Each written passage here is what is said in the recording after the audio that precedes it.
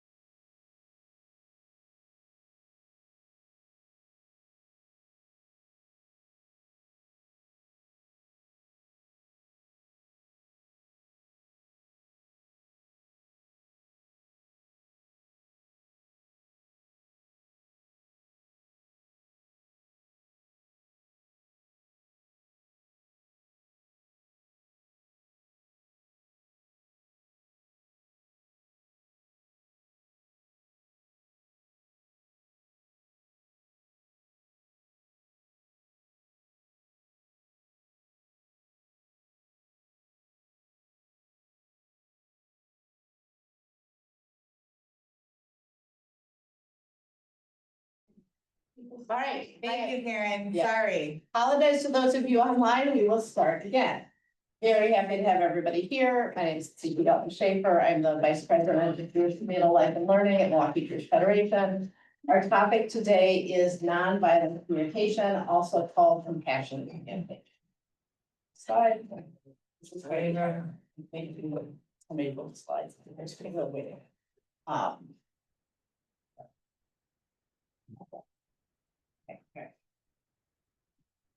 So there is a Pacific saying that says, if you know Aleph, which is the first letter of the Hebrew alphabet, then you should teach Aleph.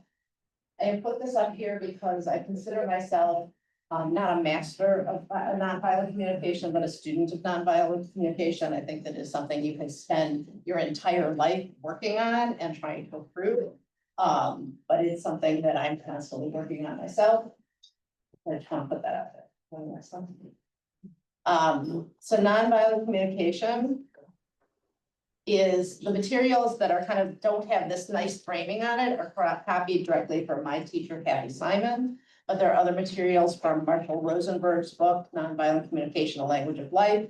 He was the one that coined the idea of nonviolent communication, and he was a student of Carl Rogers, who was a psychologist, did a lot about understanding emotional side, just so you know where it's coming. Okay. So nonviolent communication, we're gonna put NVC just to avoid time saying that whole word again. But there are 4 parts of nonviolent communication. One is observations, one is feelings, one is needs, and one is requests. You see that they go in a circle, right? What we observe can connect us to our feelings, it can impact our intentions, and our needs and lead to requests that we might have of someone else that goes back in. We're going to talk about what each of these things are. Okay. So in terms of observations, we're talking about the concrete actions that we observe that affect our well-being. Nonviolent communication encourages us to really pay attention to what we see and how it affects what we feel. Very often we will have a lot of bias and interpretation in what we observe, and that affects how we interpret it. And we're going to try and see if we can be very non-biased and non-judgmental in what we observe and thinking very practically on how it affects us. We'll talk about what all of us need. We all have needs that are based on the things that we value, and those all affect our feelings. And then we're going to talk about what we can concretely request to enrich our lives. I want to stop there for a minute with the enrich our lives. I truly believe that nonviolent communication can impact every part of your life. It can impact your personal relationships, whether they're with a spouse or a friend or a child or a parent or anyone else in your life. They can impact your interactions with the children that you teach. They can impact the interactions you have with your colleagues that you work with. And we'll try and talk as we go along about how we can. Okay, so we're gonna start by talking about observations. Yeah. Okay. Please. So again, we very often put evaluation into what we do. Okay, and I think probably all of you know this in terms of teaching, that if, let's say you're talking to a parent about their child's behavior, it's really important to see what you observe, not say how you evaluate it, right? Like, you're not gonna say to a parent, your kid's a bully. Right? You would say to a parent, you know, today your child hit another child, right? You're not gonna evaluate it, you're gonna see what you say. So for example, an observation might, you know, you might, if you were evaluating a situation, you might say, you never do what I want, you seldom do what I want. But if you wanted to give an observation, you might say, the last 3 times I initiated an activity, you said you didn't want to do it, right? Or if you say, he frequently comes over, again, that's his generalization, it's evaluating. Instead, you could say, he comes over at least 3 times a week. Okay, you're too generous. Say, I see you give your lunch money to others. Does this sound familiar? I mean, is this how you try and speak, especially if you're talking with parents about what the kids do? Yes, okay. So being very specific about what you observe, which we're gonna lead into how it makes you feel, but really, really important. Okay, so these observations, once we say what we observe without making conclusions, then we can talk about how those observations make us feel. I say, right? I want to put out things that are thoughts that we sometimes talk about as if they're feelings. Okay, so if I say, I feel that you should know better, or I feel like a failure, or if I feel like I'm living with a wall, those aren't really feelings, right? Those are thoughts. Okay. Or if you're using these pronouns, I, you, he, she, they, it is often, again, what you think. I feel I'm constantly at fault. I feel that it's useless. Or names or nouns referring to people. I feel Amy has been pretty responsible. I feel my boss has been manipulative. We're using the word feelings, but these are all about the things that we think. Again, and thinking is more about how we evaluate something. We want to get to the core of feelings. What is an example of feeling? You guys give me a word that would be an example of feelings? Stressed. Stressed. Embarrassed. Embarrassed. Frustrated. There are a lot of feelings, guys. Come on. Shy. Shy. Overwhelmed. Overwhelmed. Angry. Angry, hurt. I'm really noticing that all of the feelings I'm hearing are negative. Are there happy? Excited, right? Okay, so like there are these huge feeling walls, right? And this is a lot for you to see, but like, and we can send you the slideshow afterwards. There are so many different feelings, and again, I'm sure that some of the work that you do with students is helping them identify what their feelings are, right? Especially young children. A 2-year-old may come to you crying and not be able to tell you if they're frustrated or angry or scared or tired or what they are. But in nonviolent communication, whoever we're talking to, we try and think about what those feelings are, and the more specific, the better. Okay. Nonviolent communication also encourages us to take responsibility for our feelings, right? And to think about why they are. I feel this because I need, right? I feel tired because I need to get more sleep. I feel angry because I thought this was gonna happen and instead this happened, right? I feel disappointed because I thought my kids were coming home for the holidays and they're not, right? If we can express how we feel and connect it to what we need, we are much more likely to be heard and understood. That makes sense? When we take when feelings and the feelings lead us to either blame ourselves, right? How much do we pick on ourselves? Or blaming others, then it's hard to figure out how to move on for those feelings, right? But when we can express what our feelings are and how they connect to what we need, we're much likely to make more progress. Can somebody give an example of how you could connect a feeling you have to something you need? Could be something really from your life, or it could just be something you make up. I feel hungry. I need food. I feel hungry because I need, okay, because I need to eat something. Have another example? I feel tired. I need to take a nap. I feel tired, I need to take a nap.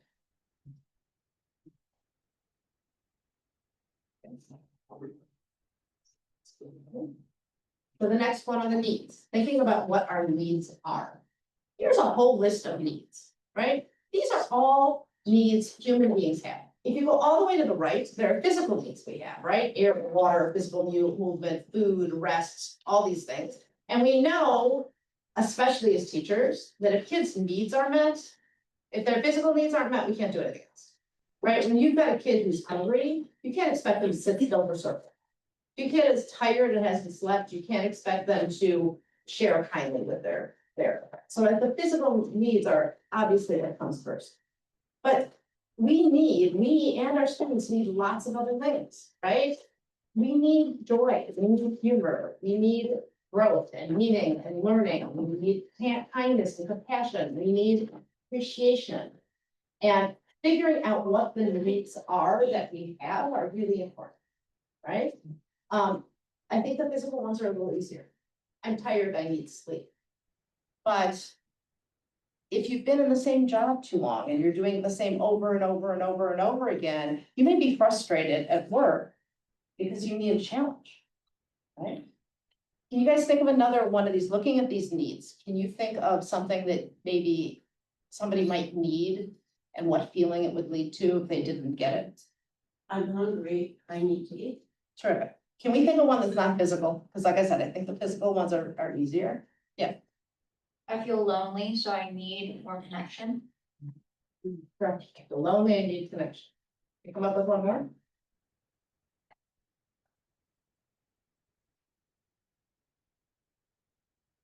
If I feel angry, I need to talk about why I'm angry. So can you find a need up there about that would relate to talking about why you're angry? What would you need?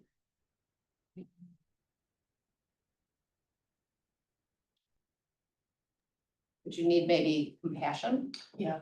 Right. I was just kind of saying, compassion, understanding, So space when overstimulated, someone's up. good, I need space because I'm overstimulated. If we can figure out what it is we need, it is much easier to get what we want or what we need, right? Think about a kid, I remember my middle son when he was a toddler and he would be rubbing his eyes and crying and yawning and we'd want to get him to go to sleep and I'm not tired, right? He needed sleep, he couldn't admit it, so he couldn't get to sleep. But I think as adults, we do this. I can say for myself, how many times I've eaten because I was angry or bored or frustrated or scared, not because I was hungry, right? And I think there are other times that we don't recognize what our needs are and we kind of need them. Or wait, it doesn't. All right, which leads us to requests. People tend to not respond well to demands, right? And I'm sure that you can all see this in your classrooms, got a lot of preschool teachers in the room. If you want kids to clean up, what do you do to make it happen? Yeah, stickers, how would you make it a happy thing? Oh, we can sing songs as we're doing Okay, we're gonna sing songs as we clean up it, or for a reward when it's done. as a reward. Make it a game, It's a game, like what would be a game to clean up? like who can find all the green things on the floor and find it, like incorporate learning your colors or something like that. Do all of those work better than saying, you have to clean up right now? Right? For sure. It's not just with kids. I was thinking, I learned this once with my kids, as soon as we do this, then we can. have Then our we ice do that, cream. right? This is gonna leave one, and they're connected, right? Right. You can't have ice cream till the table's cleaned up, because there's nowhere to sit down and have it. Mhm. This works with adults too, right? If you say to your fill in the blank, your friend, your spouse, your boss, your coworker, you know, you have to do this for me. Versus, I really need to get out of here on time tonight. And in order to do that, I can't get everything done by myself in time, so I need your help. I need your help to clean out the table, right? A co-teacher probably respond to that much better than, it's your turn, you have to do it. Right? We can state our needs and the way we feel, that what we feel and that what we need, and can request it, it's gonna work a lot better than a demand. And another way to do this is to say, can we think about it together? Can we collaborate, right? There is a mess in this room and we both need to get out of here in an hour. Can we think together of how to get it done? Because the most important thing is it says in the presence of connection and choice, people give freely. So there's no telling who's a giver and who's a receiver. Right? If we are connected to each other and we are able to express what we need, it's much harder to get mad at, for someone to get mad at you if you're expressing what your need is and why it is and offering to work. Have you guys had this experience either way, where you try and demand something and somebody gets really mad and defensive, or you ask for collaboration and worked really well? Does any of this ring true? Can I give some example?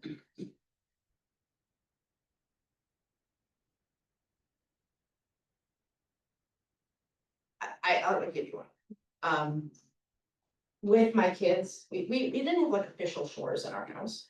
But as my kids were now grown and out of the house, when they got to be teenagers, if my husband wanted something to do, he'd like say to the kids, you need to do this right now because I'm your dad and I'm saying so.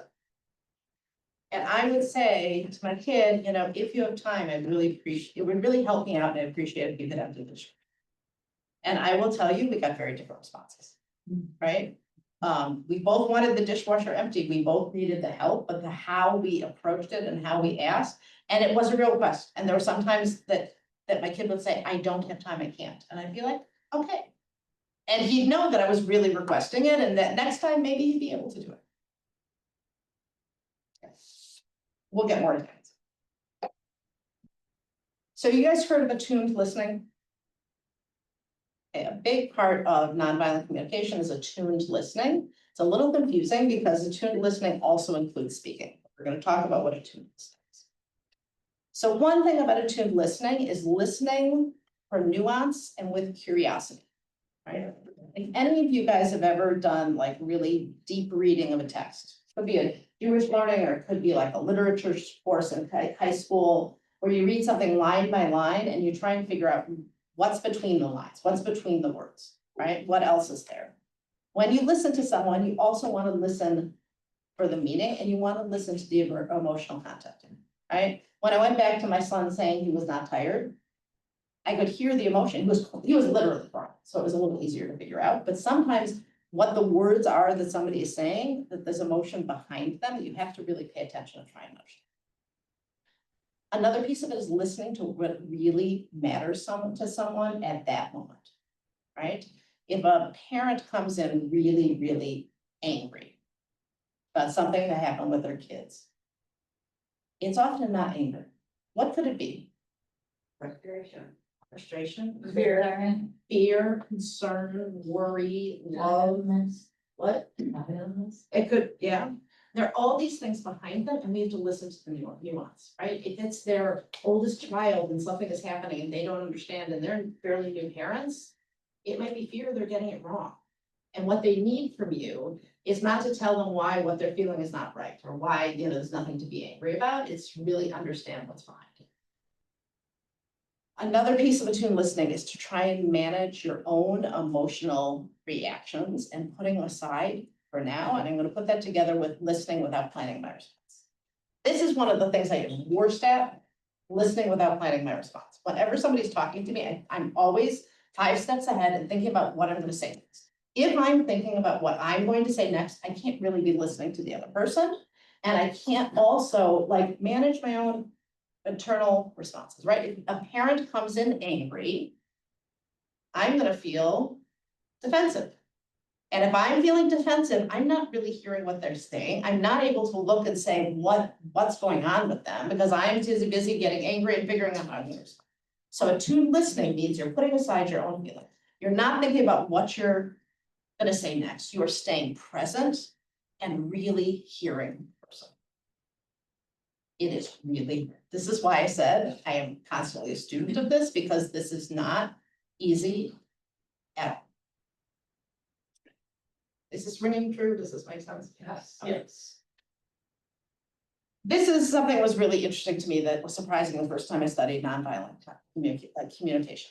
there are types of listening and responding that is not attuned listening that seems like it's good, but not always is. So for example, when somebody is trying to tell you their problems and your response is to give them advice, it's not attuned listening. Because they may not be coming to you for advice. If they are, they may tell you, right? One of the things I do with my adult children is if they ask me, if they start talking to me, I will sometimes saying, are you looking for advice or do you just want someone to listen? And sometimes they just want someone to listen, and that's a much better thing. Another thing that is not attuned listening is telling somebody what happened to you.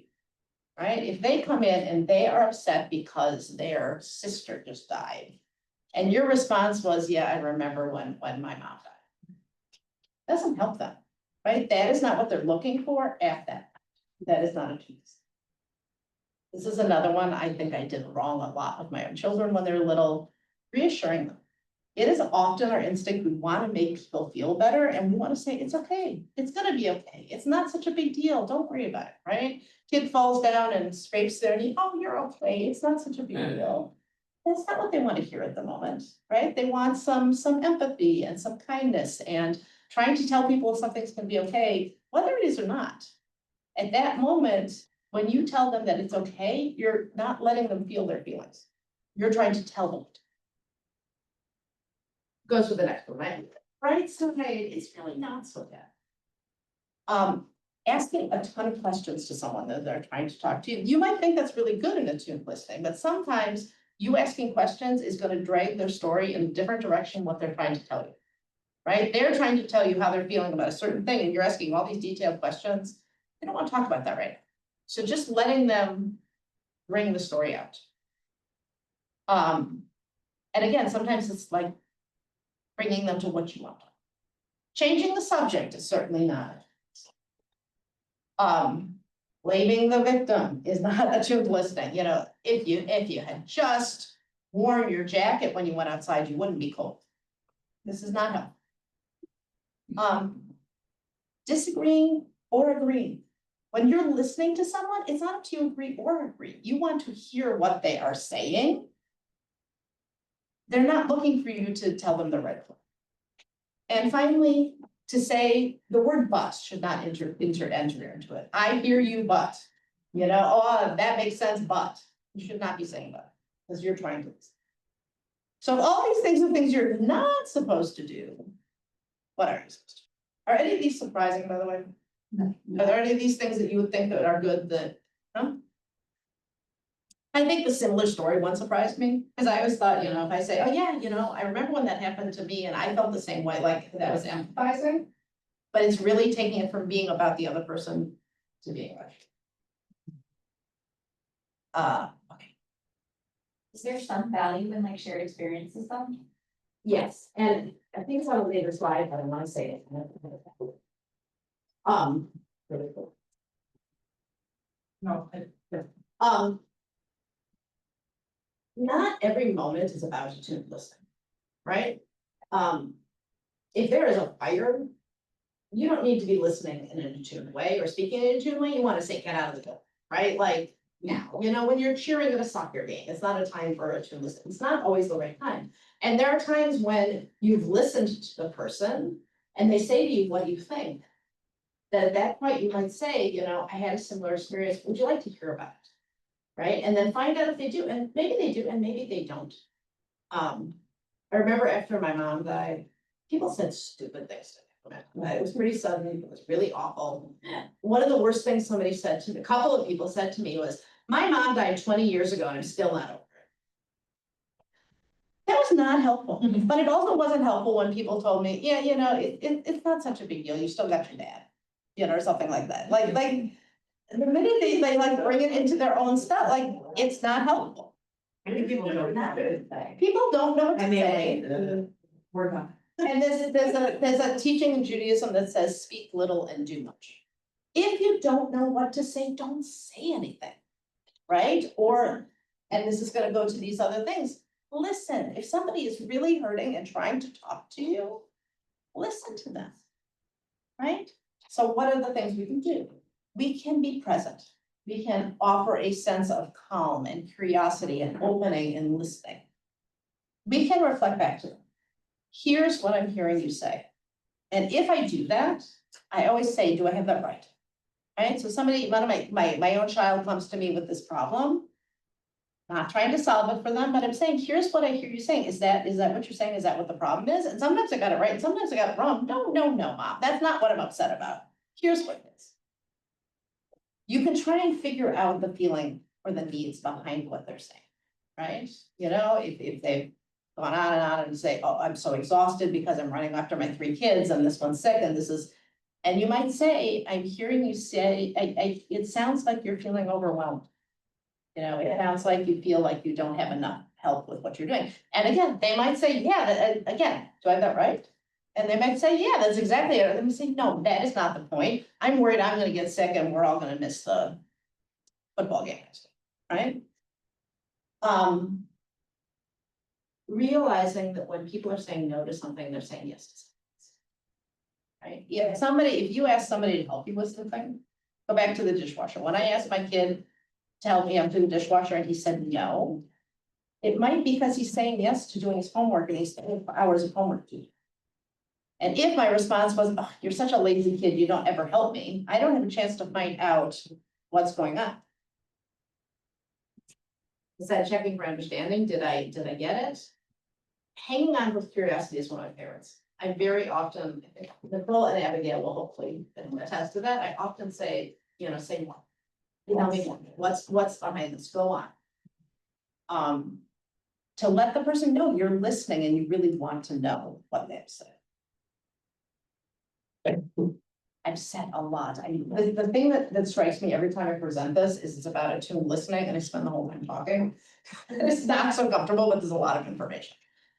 Questions or comments or thoughts about anything we've said so far? Yeah. I was just gonna say that I recently listened to a podcast, that was, I don't know, about like relationships or something, and one of the things they talked about is that sometimes it's helpful to go into a conversation, this was talking about with your spouse specifically, asking what kind of listener do you want me to be?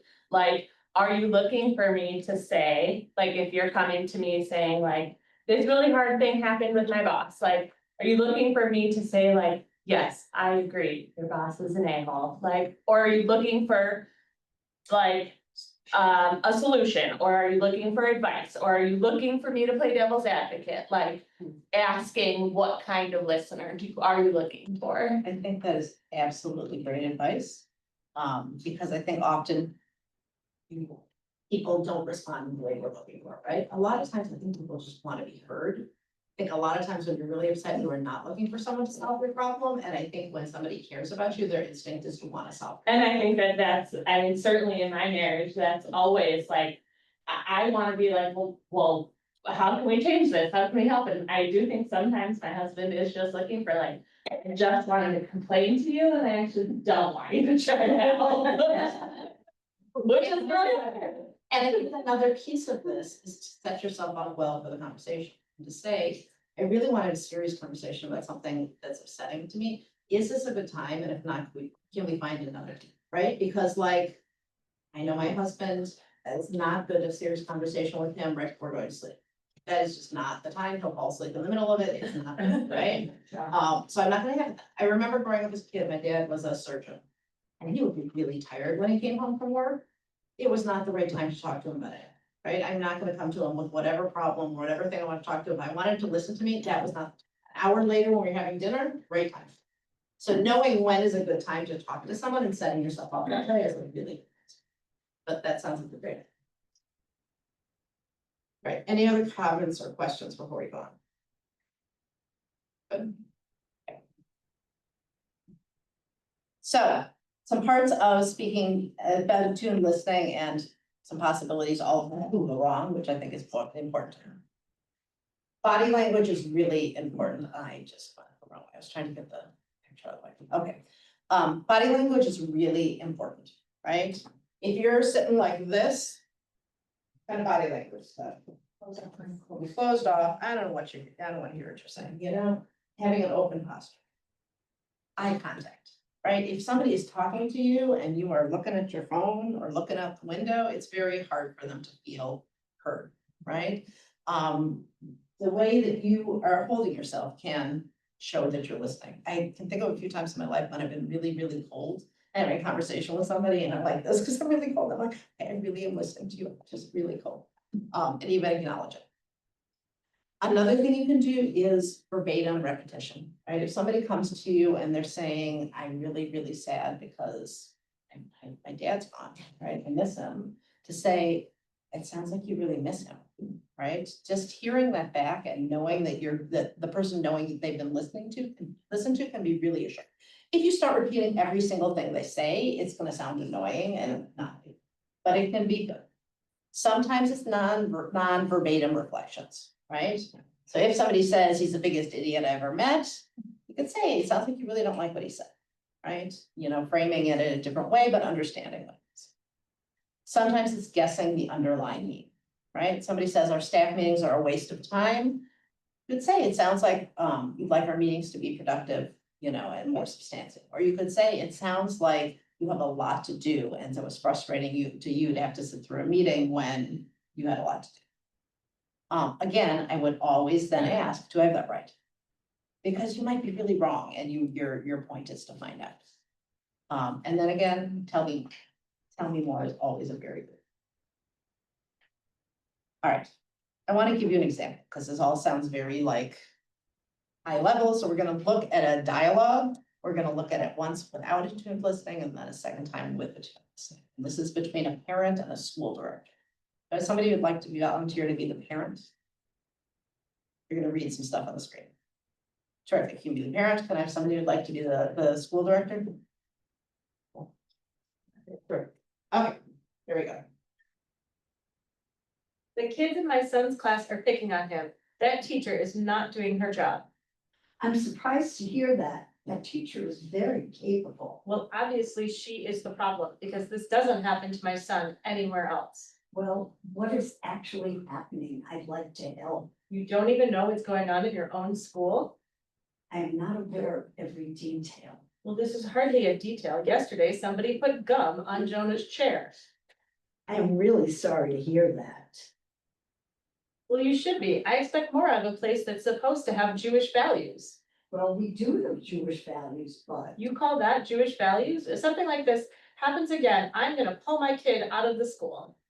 I hope you don't do that. Well, what are you gonna do to punish those kids and to get to that teacher to have a clue? I can't just randomly punish kids. And I also think that the teacher does have a clue. Okay, well, you're obviously not taking this seriously. We're out of Here. here. Out of here. All right. Actually, Robin. What was not attuned about this conversation? First of all, how did this conversation feel? How do you think the parent felt? How do you think the director felt? And the parent thing, Frustrated. Parent felt angry and frustrated. How do you think the director and felt? Alarmed. the parent was putting a lot of blame on the director without giving more precise information. And how do you think the director was Frustrated. frustrated? Defensive. Defensive, right? Very defensive. Would this conversation have helped the situation or made it worse? Way worse, right? Way It's just not a good conversation, right? Let's see how it could be done. I need 2 more people. We're gonna do it again with attuned. Want to be the parent? Sure. All right, who wants to be the director? Okay. The kid in my son's class are picking on him. The teacher is not doing her job. Sounds like you're concerned about how things are going for your son. Could you tell me what's going on in his class? Goodness, you don't even know what's going on in your school? You want to make sure that I'm on top of things? Stop patronizing me. It sounds like you heard what I said as patronizing. Yes, I did. What? Well, hold on. That's the wrong order. Okay, here. Sorry. Oh, yesterday somebody put gum on Jonah's chair. Oh, wow. I'm guessing that was really awful for him. It was terrible. I expect more out of a place that is supposed to have Jewish values. I'm getting that you want to trust that we take Jewish values seriously and that we walk our talk. Well, yes, I do. And you'd like to make sure that Jonah is going to be treated well. Yes, having gum put on his chair was really humiliating for him. Oh, know what happened. Something was wrong, okay? It sounds awful. I'm guessing his feelings were really hurt. It sounds like there's repair work to be done in that classroom. well, yes, Shall we think together about what we might look, what that might look like? yes, I'd like Jonah to feel comfortable here. Okay. We'll work on that. Okay. How did this look different? How did it feel?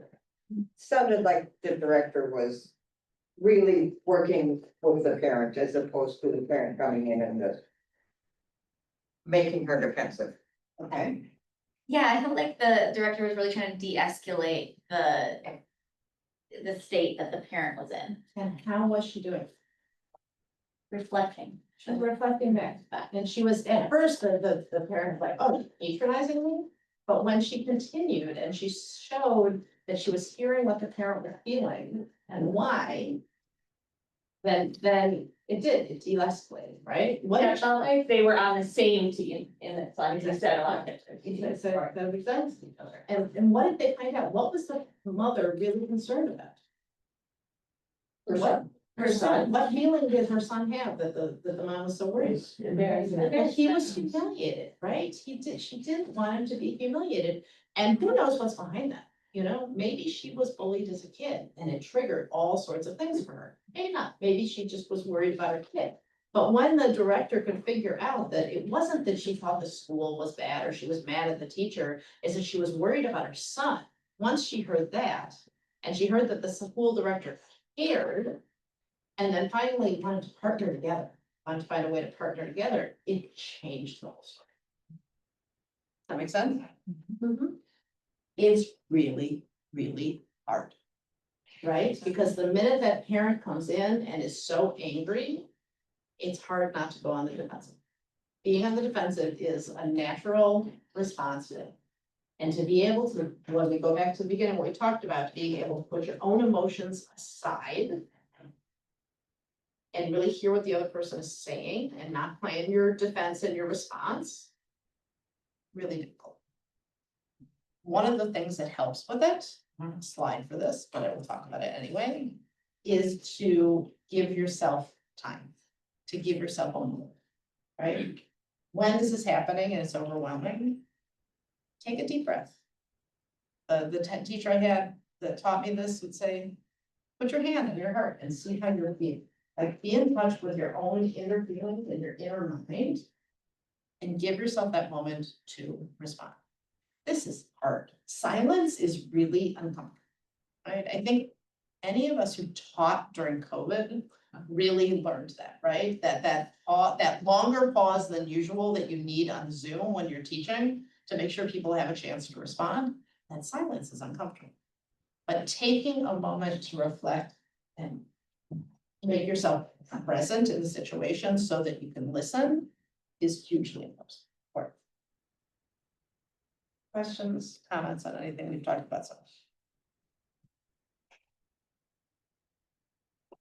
And by the way, taking a drink of something is a really great way to pause and give yourself that moment.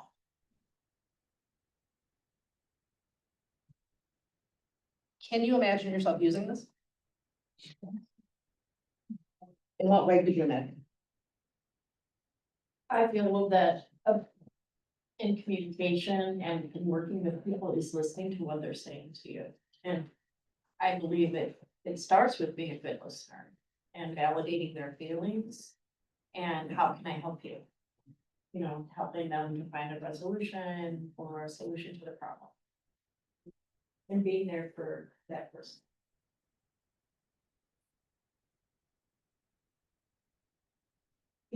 I think it also is important to model this for our students.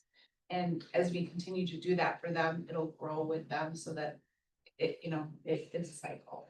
And also with our parents, of course, but it's important to listen to our kids and then be able to reflect with them too.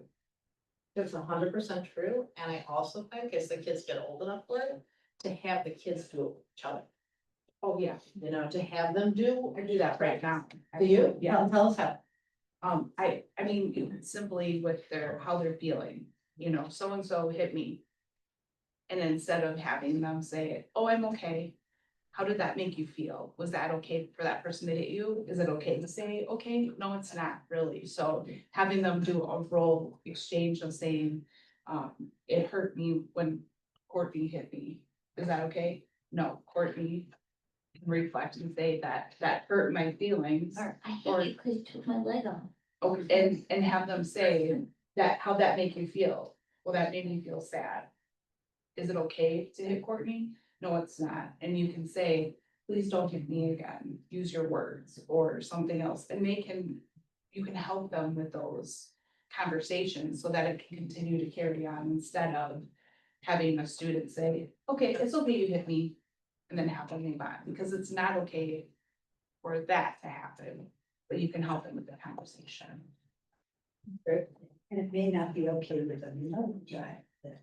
Right. Yeah, I mean, because usually when you stop them and you say, was it okay that Courtney hit you? And they're like, no, it wasn't. Well, let them know that, you know, and tell them how that made you feel.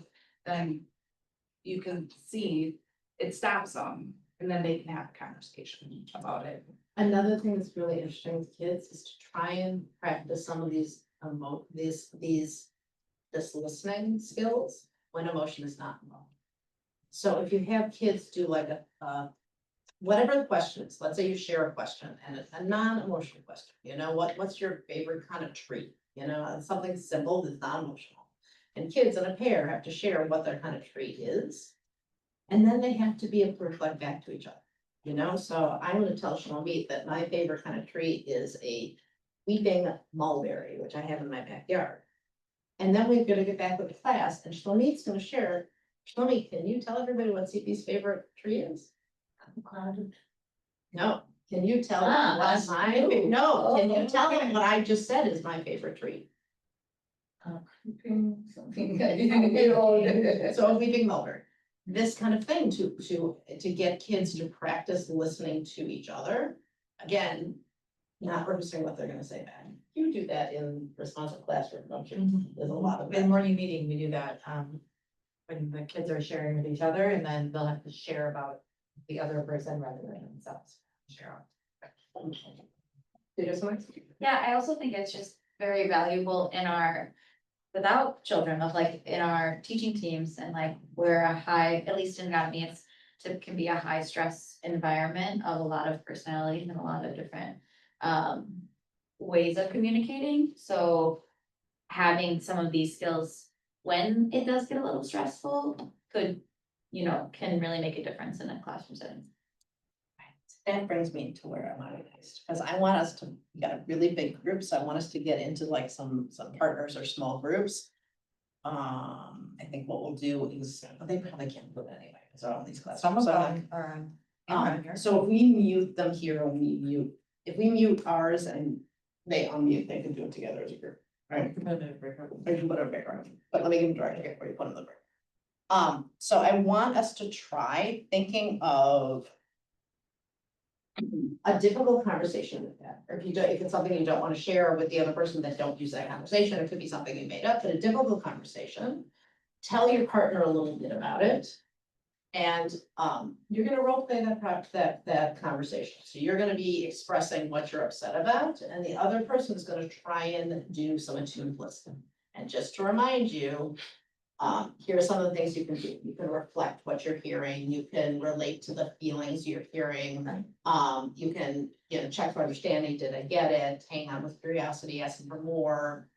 Repeat very verbatim, all these things you can do, but your job is to try and listen to what the other person is saying to you.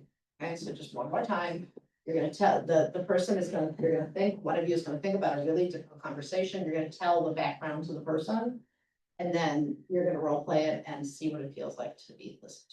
We'll take about like 3 minutes to do it with one, and then we'll flip it and have the other person do it. Does that make sense? Okay, okay, so turn to somebody near you. We're gonna put everybody in the breakout room and. Gosh, there's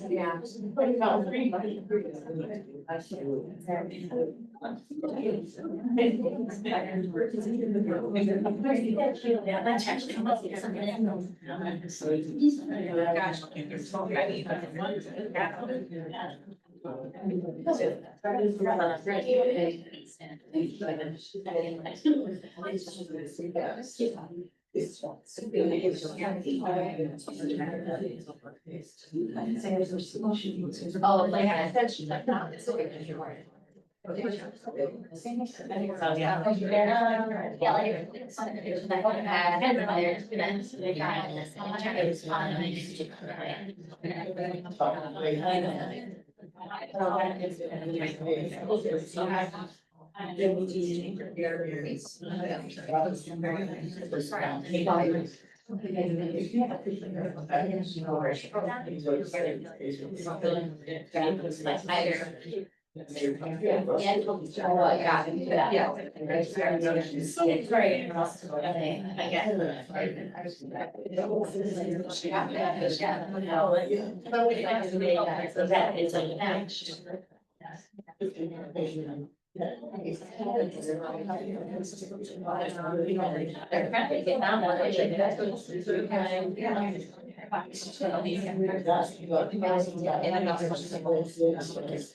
That was really good. That was really good.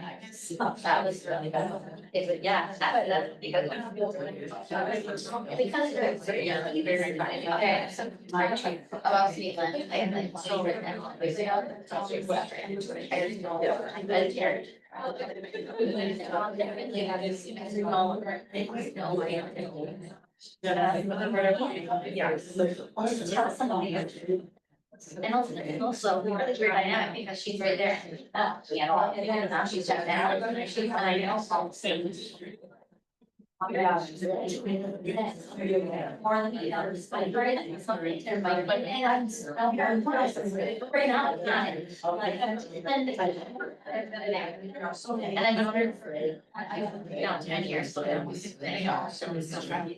It's just like, I get where it's going, it's funny. And they have, and I don't know. You're like, it's not it's awesome, it's great. Like,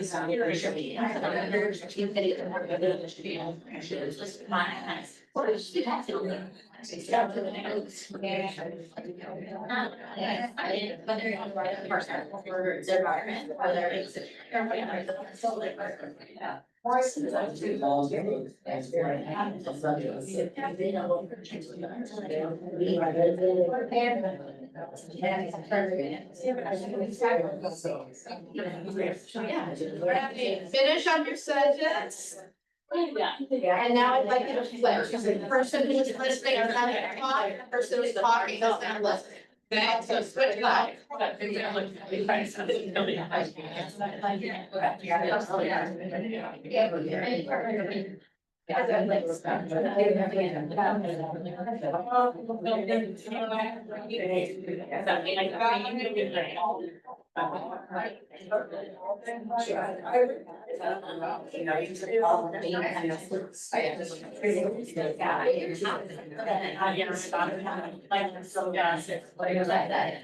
That, right. I want to get out of it. They did have to narrate. Yes. Yeah. You know, not a good. Oh, yeah. I'm right.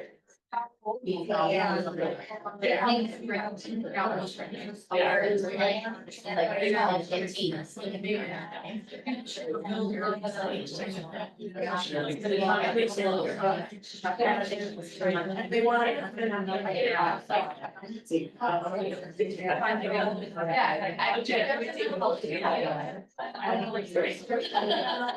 I feel like. And I look at it and it's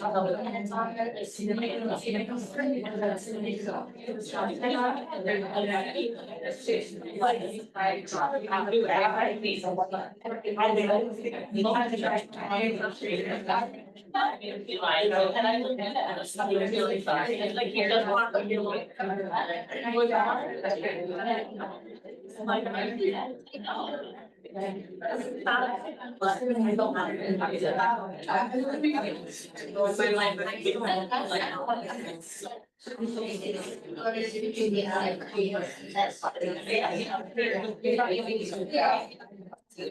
He's like.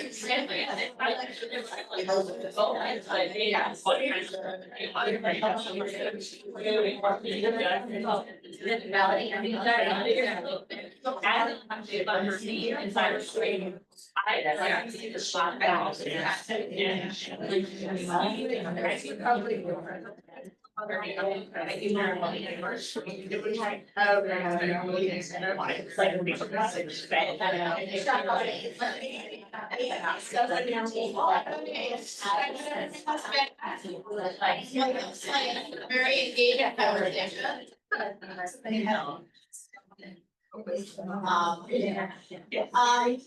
I'd like to know how it felt to be the speaker who was listened. Did you feel a difference in this conversation than maybe you would otherwise when somebody was listening to you? How did it feel? Can we bring them back from the break? How did it feel to be listened to, be heard? Did you feel heard in a different way than you would in a regular conversation? Say something about how that felt. The first time I had the conversation with somebody. I explained I was going through a tough time and. After I finished talking to them, he said, you know what I did yesterday? And just totally, you know what I had to pay for, you know what I had to do? And this was a manager, and I just thought, you don't really care. You know, I didn't feel crying, I was visibly upset. I didn't feel this time. Pardon me? I didn't feel this time when you were listened to. It felt better. It felt better. Yeah, and I felt like somebody was paying attention and validating my feelings. And I think that's what's so important is to be a good listener. You know, with no matter what it is, you know, if it's with kids, with your coworkers, with your family, your friends, you know, everything. We need to be there. Yeah, how it felt to be listened to in this way. Felt cared for. That somebody cares enough to listen to what you have to say.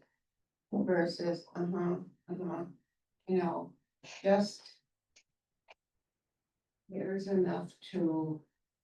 Understand how you possibly could be feeling. You can't know exactly.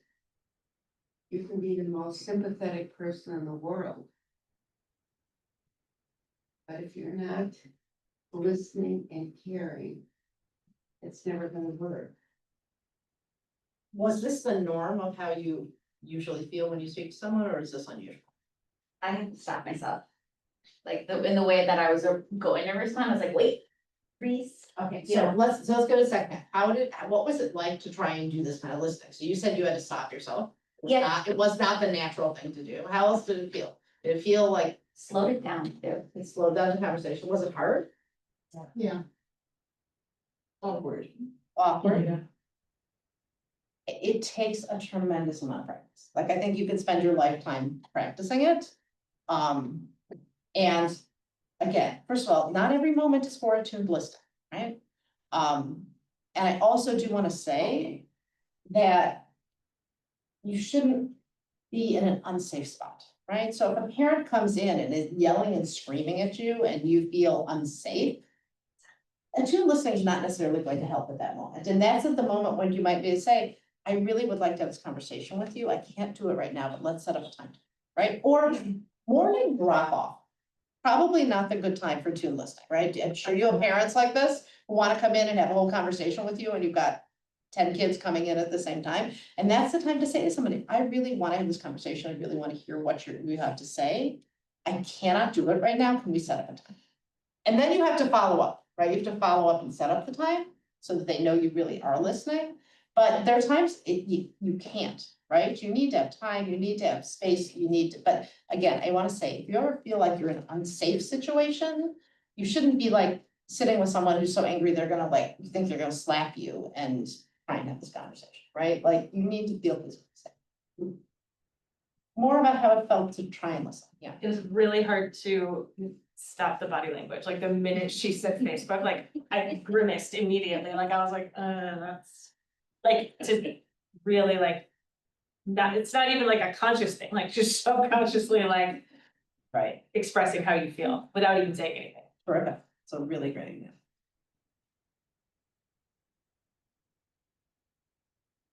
So how do you think? At the 1 minute we left, can you see using this in your life? Does anybody have an idea of how you think you might try to use this in your life? Because again, it takes some practice. How could you practice on this? Practice on whoever's at home. And that's a good thing. You could even say to somebody at home, I want to practice the skill for you with you, and it may sound a little awkward, but we practice it. Might be that will not tell. That's true. You know your person at home, whether it would work. Yeah. Do skits with your co-teacher. Absolutely. That's very good too.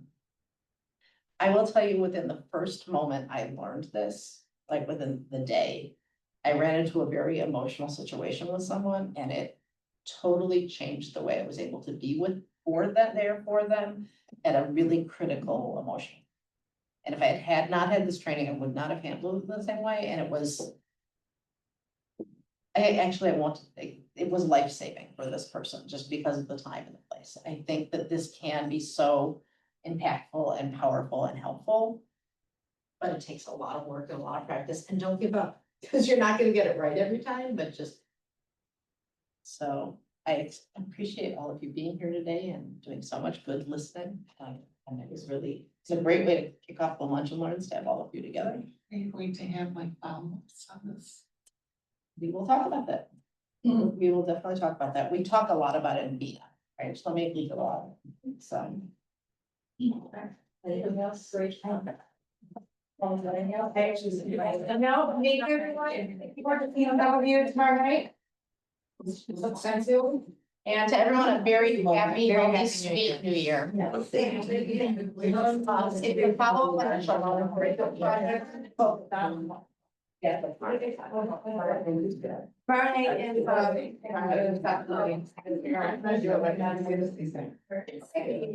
Thank you everyone online. Shalom curriculum project follow up tomorrow night at 7. It's so nice. You are. Yeah. I just.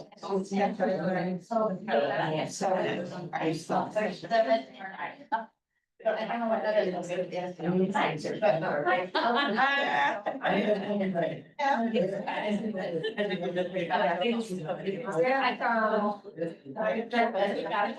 Mine was the. I'll tell you the shot that your restaurant was a lot of. Yeah. Be nice.